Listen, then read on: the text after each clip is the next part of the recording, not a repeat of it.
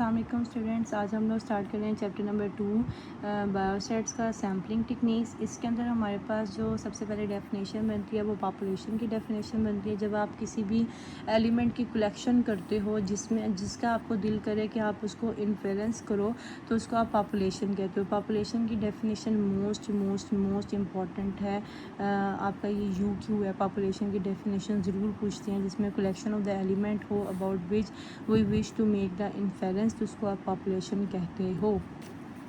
ठीक है, उसके बाद हमारे पास आ जाता है नेक्स्ट। ठीक है, अब इसमें पॉपुलेशन को फाइनेट तब होगे जब आपके पास लिमिटेड नंबर किसी भी ऑब्जेक्ट का होगा। जैसे कि अगर हम स्कूल में स्टूडेंट्स देख रहे हैं, फिजियोथेरेपी डिपार्टमेंट का जो स्कूल है उसके अंदर जो नंबर ऑफ़ स्टूडेंट्स देख रहे हो तो वो लिमिटेड नंबर ऑफ़ स्टूडेंट्स होते हैं, आप काउंट कर सकते हो उनको, तो उसको आप फाइनेट बोलते हो।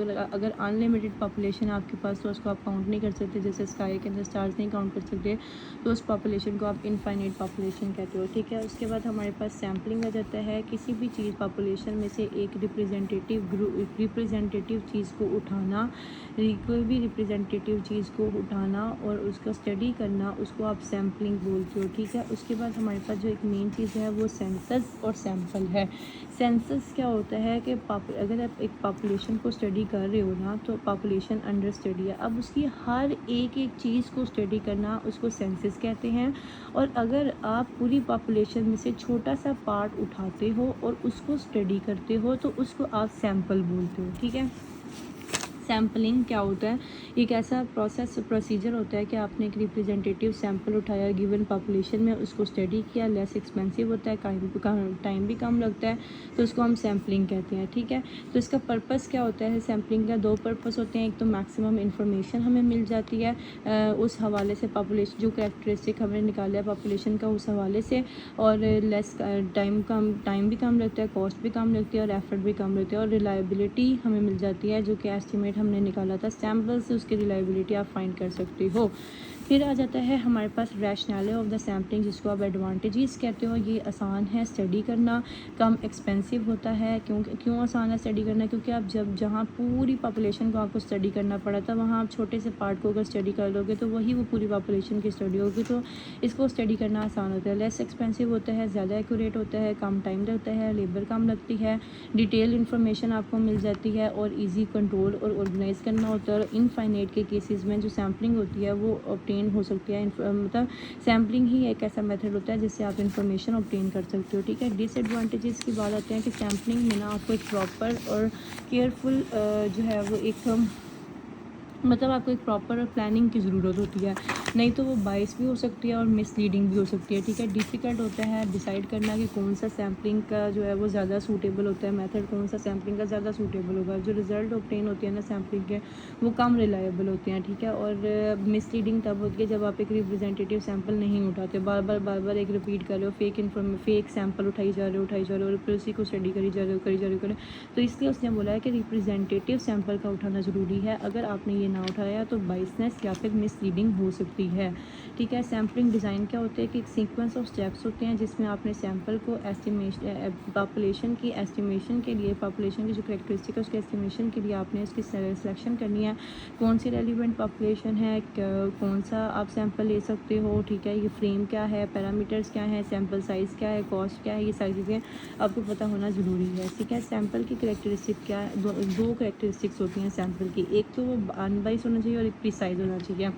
प्रिसाइज क्या होता है कि वो डिपेंड करता है सैम्पल के साइज़ के ऊपर। ठीक है, ये √n/ST स्टैंडर्ड डेविएशन आती है और ये ample size of the sample होता है, ये डिपेंड उसके ऊपर करता है। ठीक है, और अनबाइस होने का मतलब क्या है कि जब आप एक रिप्रेजेंटेटिव सैंपल नहीं उठाते पॉपुलेशन में से, कोई भी रैंडम सैंपल आप चूज़ नहीं करते पॉपुलेशन में से, आपको एक पर्सनल जजमेंट के तौर पर आप कोई सैंपल उठा लेते हो। मतलब अगर मेरे पास 1 2 3 4 5 है, ठीक है, अगर मैंने नॉर्मली उठाना, जो मैंने अगर इसको स्टडी करना था, और इन्फिनिटी है, अगर मैंने इसको स्टडी करना था तो मैंने जो है वो एक रिप्रेजेंटेटिव वैल्यू उठाई, 5 रिप्रेजेंटेटिव वैल्यू उठा ली, तो इसकी अगर मैं स्टडी करूँगी तो इसमें बाइसनेस नहीं होगी। ठीक है, अगर मुझे ये अच्छा लगता है, 3 अच्छा लगता है और मैंने 3 उठा लिया और इसी को बार बार स्टडी करी जा रही हूँ तो फिर बाइसनेस हो सकती है। ठीक है, तो उसके बाद हमारे पास सैम्पलिंग क्या हो, सैम्पलिंग के मेथड्स बताए हुए हैं, ठीक है। इसमें 2 कैटेगरीज होती हैं, सैम्पलिंग रैंडम सैम्पलिंग और नॉन रैंडम सैम्पलिंग होती है। इसमें इसको हम कहते हैं प्रोबेबिलिटी सैम्पलिंग और नॉन प्रोबेबिलिटी सैम्पलिंग। अब प्रोबेबिलिटी सैम्पलिंग की डेफिनेशन क्या होती है, वो यही डेफिनेशन है, अगर आपकी सैम्पलिंग बेस करे किसी भी रैंडम सैम्पल के ऊपर तो आपकी सैम्पलिंग को प्रोबेबिलिटी सैम्पलिंग कहा जाता है, और अगर आपकी किसी पर्सनल जजमेंट पे बेस करे तो उसको आप नॉन प्रोबेबिलिटी सैम्पलिंग कहते हो, ठीक है। तो ये रैंडम होती है, ये नॉन रैंडम होती है। इसमें क्या होता है कि हमारे पास ना जैसे कि इसमें यूज़ क्या क्या हो रहा होता है, ठीक है। स्टैटिस्टिक्स का इस्तेमाल होता है, टेस्ट ऑफ हाइपोथेसिस का इस्तेमाल होता है, इसमें एक्सप्लोरेटरी रिसर्च का इस्तेमाल होता है और हाइपोथेसिस को जनरेट करता है। बाइसनेस नहीं हो सकती इसमें क्योंकि रैंडम सैम्पलिंग है, और इसमें बाइसनेस हो सकती है। इसमें ये it can estimate the population parameter, और ये पॉपुलेशन पैरामीटर का इसके ऊपर कोई इंटरेस्ट नहीं होता। इसमें random selection of the unit होती है, और ये चीपर ईजियर और क्विकर होती है कैरी आउट कर सके, ठीक है। रैंडम सैम्पलिंग क्या होती है कि कैसी सैम्पलिंग होती है जिसमें आपने ऐसा पार्ट ऑफ पॉपुलेशन को सिलेक्ट किया और वो रैंडमली सिलेक्ट किया, ठीक है। सिंपल रैंडम सिलेक्शन क्या होता है कि हर ईच एंड एवरी मेंबर के पास इतनी इक्वल प्रोबेबिलिटी हो कि वो किसी भी टाइम पे स्टडी के लिए सिलेक्ट हो सकता है, तो उसको हम अनरिस्ट्रिक्टेड रैंडम सैम्पलिंग भी कहते हैं और सिंपल रैंडम सेलेक्टिंग भी कहते हैं। इसमें 2 मेथड होते हैं, लॉटरी मेथड होते हैं और रैंडम नंबर टेबल का इस्तेमाल होता है। लॉटरी मेथड क्या होता है कि हर मेंबर को आइडेंटिफाई किया जाता है नेम से या फिर नंबर से, और फिर वो इक्वल उसमें क्या होता है कि उसके पास एक पेपर चिट होती है जो कि इक्वल होती है, जितने पॉपुलेशन के अंदर मेंबर्स होते हैं उनके नंबर से वो इक्वल होती है, ठीक है। तो उसको हम लॉटरी मेथड कहते हैं कि जितने भी मेंबर्स होते हैं उसको आइडेंटिफाई किया जाता है नेम और नंबर से, और फिर इनको पेपर चिट दी जाती है और जो कि इक्वल होती हैं जितने पॉपुलेशन मेंबर के अंदर जो नंबर्स होते हैं उससे, ठीक है। उसके बाद रैंडम नंबर टेबल क्या होता है जिसमें जनरेशन ऑफ टेबल होता है। इसके अंदर क्या होता है कि अगर हमारे पास डेफिनेट ऑर्डर की बात की जाए तो 1 2 3 के डेफिनेट ऑर्डर है, और अगर हम नंबर रैंडम को ही उठाएं अंदर से, जैसे 3 पहले लिख दें, 1 बाद में लिख दें, 2 बाद में लिख दें, तो इसको हम बोलेंगे एक रैंडम नंबर टेबल है, ठीक है। तो एक रैंडम नंबर टेबल का इस्तेमाल होना ये एक सिंपल रैंडम सैम्पलिंग के अंदर आता है। फिर सिस्टमैटिक रैंडम सैम्पलिंग और स्ट्रेटिफाइड रैंडम सैम्पलिंग, इन दोनों का डिफरेंस है, ठीक है। तो डिफरेंस कैसा होता है कि जो हमारे पास पॉपुलेशन को अब मैं इसकी बात बताती हूँ। जब आप एक पॉपुलेशन है उसको डिवाइड करते हो सब ग्रुप्स के अंदर, ठीक है, और फिर सैंपल उसमें से उठाते हो तो उसको आप स्ट्रेटिफाइड बोलते हो, ठीक है। जब आप सैंपल को एक रेगुलर इंटरवल पे, एक लिस्ट है, एक आपके पास लिस्ट है, उसमें से रेगुलर इंटरवल है, उसमें से इंटरवल में से जो सैंपल को आप क्या कर रहे हो, सिलेक्ट कर रहे हो, तो उसको बोलते हैं सिस्टमैटिक रैंडम सैम्पलिंग। और स्ट्रेटिफाइड क्या होता है कि जिसमें आपने पॉपुलेशन को ही डिवाइड कर दिया सब ग्रुप्स के अंदर, ठीक है। अब इसके अंदर जो बेस किसके ऊपर करती है, स्पेसिफिक करेक्टरिस्टिक के ऊपर बेस करती है, ये जेंडर के ऊपर बेस करती है, इनकम के ऊपर बेस करती है, लेकिन ये फिक्स इंटरवल के ऊपर बेस करती है, ठीक है। अब इसमें क्या होता है कि रैंडम सैम्पलिंग होती है ईच स्ट्रेटम में, कि हर स्ट्रेटम में ना रैंडम सैम्पलिंग होती है, लेकिन इसमें क्या होती है कि हमने बताया होता है कि फर्स्ट आइटम जो होगी वो सिर्फ रैंडम होगी और बाकी सारी जो होगी वो सिस्टमेटिक होगी, ठीक है। उसके बाद इसका पर्पस क्या होता है कि ये सारे की सब ग्रुप्स को जिसमें पॉपुलेशन डिवाइड थी वो सबको रिप्रेजेंट कर रही है, ठीक है। लेकिन इसका पर्पस क्या होता है कि सिर्फ इसने जो किया वो एवरेज पॉपुलेशन को जो है वो कवर करना होता है, ठीक है। इसमें हमारे पास ना होती है ना, वो पॉपुलेशन जो होती है ना वो हेट्रोजाइगस होती है, और इसमें पॉपुलेशन होमोजाइगस होती है, ऑर्डर्ड होती है।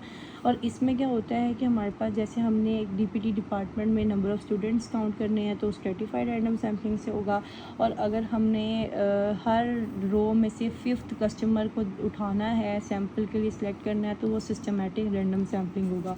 अब इसके अंदर ना हमारे पास देखो कि 4 मेथड्स होते हैं स्ट्रेटिफाइड रैंडम सैम्पलिंग के, एक equal size allocation, proportional allocation, नीमन एलोकेशन, ऑप्टिमम एलोकेशन। जो इक्वल साइज एलोकेशन होती है ना उसमें क्या होता है कि ना टोटल जो सैंपल का साइज़ होता है उसको स्ट्रेटा से डिवाइड कर देती है, फिर जो सब सैंपल होता है उसको कैलकुलेट करती हैं और फिर सब सैंपल को हर स्ट्रेटम में से लिया जाता है, ठीक है। पहले क्या करना है, पहले आपने टोटल जो सैंपल होता है उसका जो साइज़ होता है उसको डिवाइड करना होता है स्ट्रेटा से, और उसके बाद फिर सब जो सैंपल होता है कैलकुलेट करना होता है और फिर सब सैंपल को लिया जाता है हर स्ट्रेटा से। इसको हम इक्वल साइज एलोकेशन कहते हैं। प्रोपोर्शनल एलोकेशन क्या होता है, इसके अंदर ना एक फार्मूला आता है n multiply by n over n, ठीक है। तो टोटल जो सैंपल साइज़ होता है ना उसको डिस्ट्रीब्यूट किया जाता है डिफरेंट स्ट्रेटा के अंदर in proportional to the size of the strata. जो साइज़ ऑफ द स्ट्रेटा है उसी के साथ डिवाइड कर देते हैं, जो हमारे पास डिफरेंट स्टेटा के अंदर इसको डिस्ट्रीब्यूट कर देते हैं टोटल सैम्पल को, ठीक है।